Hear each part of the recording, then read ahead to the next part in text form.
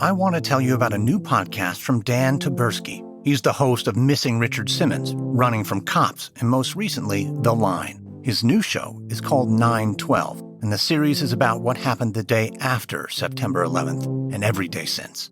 9/12 is about how 9/11 the day became 9/11 the idea, and how that idea has shaped the world, our culture, and ourselves for the past 20 years.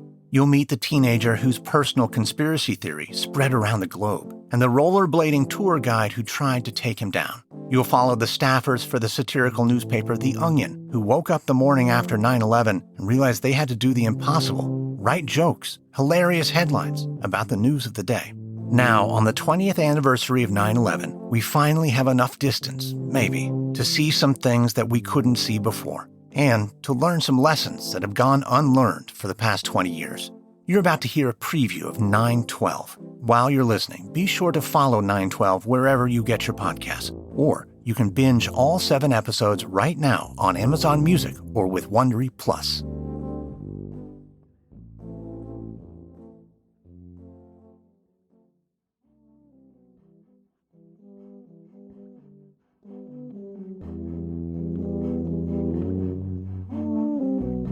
In the days after 9/11, it really did feel like nothing would ever be funny again. Thank you very much. Welcome to the Late Show. This is our first show on the air since New York and Washington were attacked. Even the men on Late Night had abandoned their post, then shuffled back one by one, cowed by their lack of words to describe what had happened. Letterman came first. Watching all of this, I wasn't sure that I should be doing a television show, because for 20 years we've been in the city making fun of everything, making fun of the city, making fun of my hair, making fun of Paul, well. Conan came the next night. I will be very honest with you. I have no idea how to do what we've been doing. I have no idea how we're going to get back to doing this again. That's how we all feel. And then Jon Stewart, 2 nights later. I was a producer on The Daily Show then, standing just off stage with the rest of the staff, feeling like someone had pulled the parking brake at full speed. Our senses of humor had dropped right out of the bottom of the car. So we're going to take a break, and I'm going to stop slobbering on myself in the desk, and we're going to get back to this. And it's going to be fun and funny, and it's going to be the same as it was, and I thank you. We'll be right back. I just assumed, well, we can't do humor.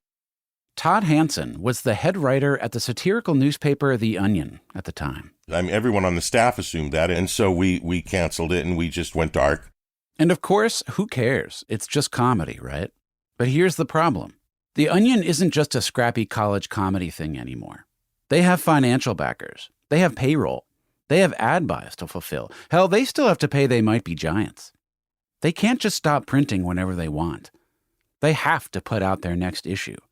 A whole newspaper full of topical humor about the news of the day, jokes about whatever everyone is talking about right now. You see the dilemma here. I don't recall, at the time, thinking, we stand on the cusp of history, gentlemen. Our jokes will determine humor for... It wasn't like that. Onion writer John Crewson. It was, listen, I know it's been a week, but I just want to go home and curl up in a ball some more. Yeah. Todd Hanson, the head writer. And so we just assumed, well, we'll just have to come up with material that has nothing to do with the current events. It's just like observational humor about life or something. But even saying that, we'll just not talk about it. It felt absurd. I mean, what else was anyone thinking of? Writer Carol Kolb. I mean, obviously you're not thinking of anything else. So if you're sitting down to write something, you're writing about this. What we decided to do was come up with ideas and see if we were getting anywhere, and decide from there. So as the nation mourns and New York still smolders, literally, 10 writers show up at the Onion offices to tell each other 9/11 jokes, to see if it's even possible to do this at all. So it was just like a bunch of like stinky, unkempt writers, you know, with their little notebooks. Everyone wrote just a mountain of stuff. Staffer Mike Lowe. And then you do your Onion meeting where, you know, you pitch your stuff. And you pitch in the form of headline. Pitch in the form of headlines, that's right. No caveats, you can't be like, now I'm thinking maybe with this one we do kind of a thing. Nope, just give me the headline, because that's what the reader gets, right?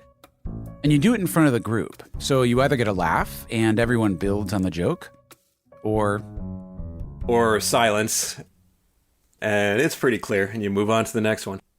And as it begins, they can see what a challenge threading this needle is going to be.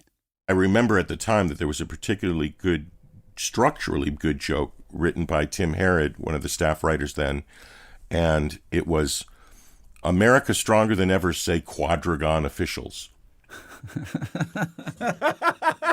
But we didn't use it because it's at the expense of the Pentagon, and all those people had died. And so, even though that was normally what the Onion's tone would be, it just didn't feel right for that issue. Does that make sense? Quadragon is amazing. But you just can't do it. We had lost our bite. We had lost all sense of ironic detachment. We had become sincere. And that becomes the way forward.